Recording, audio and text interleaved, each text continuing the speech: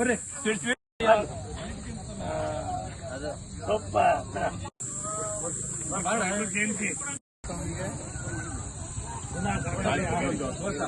ಜಗಜ್ಯೋತಿ ಬಸವೇಶ್ವರನಿಗೆ, ವಚನ ಸಾಹಿತ್ಯದ ಹರಿಕಾರ ಬಸವಣ್ಣನವರಿಗೆ, ಸಾಂಸ್ಕೃತಿಕ ನಾಯಕ ಬಸವಣ್ಣನವರಿಗೆ, ಸಾಂಸ್ಕೃತಿಕ ನಾಯಕ ಬಸವಣ್ಣನವರಿಗೆ.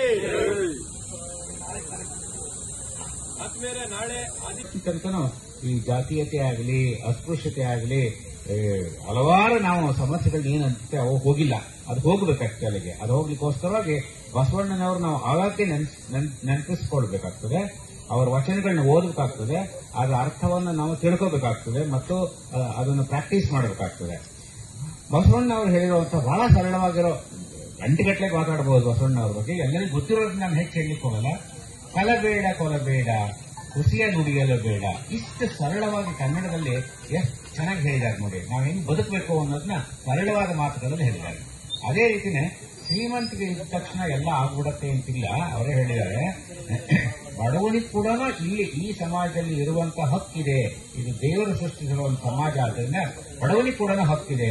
ಅವ್ರು ಹೇಳ್ತಾರಲ್ಲ, ಅವ್ರು ದೇವಸ್ಥಾನ ಕಟ್ಟೋದು ಅಂದ್ರೆ ಚಿನ್ನದ ಕಲಶವನ್ನು ಕಟ್ಟೋದು ಅಲ್ಲ, ಅದೆಲ್ಲ ಅಲ್ಲ. ನಿಜವಾಗ್ಲೂ ನಮ್ಮ ಹೃದಯದಲ್ಲೇ ದೇವಸ್ಥಾನ ಇರಬೇಕು ಅಂತ ಇಂತಹ ವಚನಗಳು ನಮಗೆಲ್ಲ ದಾರಿದೀಪವಾಗಿದೆ. ನಾವು ಇವುಗಳನ್ನ ಪಾಲಿಸಬೇಕಾಗ್ತದೆ. ಈಗಿನ ನಮ್ಮ ಸ್ನೇಹಿತರು ಹೇಳಿದರು, ಸಮಾಜ ಇವತ್ತು ಎಷ್ಟು ಒಡೆದು ಹೋಗಿದೆ. ಒಂದು ನಮ್ಮ ಸಮಾಜ, ಇವುಗಳು ಸಮಾಜ ಬರಬೇಕಾದ್ರೆ ಬಸವಣ್ಣ ಅವರ ಹಿತವಚನಗಳು ಬೇಕಾಗ್ತದೆ ನಮಗೆ. ಹಾಗೆ ಇವರು ಜಾತೀಯತೆ ವಿರುದ್ಧ ಹೋರಾಡಿದ್ರು, ಅಸ್ಪೃಶ್ಯತೆ ವಿರುದ್ಧ ಹೋರಾಡಿದ್ರು. ಆಗ ಬೇರೆ ಬೇರೆ ಸಮಾಜದ ಹೆಣ್ಣು ಗಂಡು ಮದುವೆಗಳನ್ನ ಮಾಡಿಸಿದ್ರು ನಮ್ಮ ಬಸವಣ್ಣವರು. ಅದನ್ನು ಇವತ್ತಿ ಕೂಡ ದಾರಿದೀಪ ಅದು. ಹಾಗೆ ಇವತ್ತು ಸಮಾಜ ಬಿಟ್ಟು ಹೊರಗಡೆ ಬಂದು ನೋಡಿ, ಜಗತ್ತಿನಲ್ಲಿ ನಡೀತಾ ಇರುವಂತಹ ಹಿಂಸೆ, ಯುದ್ಧ ಯಾರಿಗೆ ಬೇಕಿದು? ಇದ್ರ ವಿರುದ್ಧ ನಾವು ಮಾತಾಡಬೇಕಾಗಿದೆ. ಎಲ್ಲ ಕಡೆ ನಾವು ಮಾತಾಡಬೇಕಾಗಿದೆ. ಇದು ನಾವೆಲ್ಲ ಸಂತೋಷವಾಗಿರಬೇಕು, ಒಂದಾಗಿರಬೇಕು. ನಾವು ಯಾರನ್ನು ಶೋಷಣೆ ಮಾಡಬಾರದು.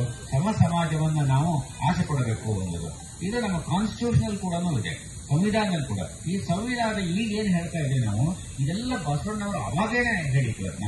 ಅದನ್ನು ನಾವು ನಿರ್ವಹಿಸ್ಕೊಂಡು ಬರಬೇಕಾಗ್ತದೆ. ಹಾಗಾಗಿ ನಮಗೆ ಬೇಕಾಗಿರೋದು ಬಸವಣ್ಣವರ ಮಾತುಗಳು, ಬಸವಣ್ಣವರು ಹೇಳಿರುವಂತಹ ಹಿತನುಡಿಗಳು, ಬಸವಣ್ಣವರು ಆಚರಿಸಿರುವಂತಹ ಮಾರ್ಗಗಳೇನಿದೆ ಅವು ನಾವು ಮಾದರಿ ಅಂತ ಹೇಳಿ ನನ್ನ ಮಾತನ್ನು ಮುಗಿಸ್ತೀನಿ. ಎಲ್ಲರಿಗೂ ಒಳ್ಳೆಯದು. ಸಂವಿಧಾನದ ಪರಿಕಲ್ಪನೆಯನ್ನ ಕಂಡಂತ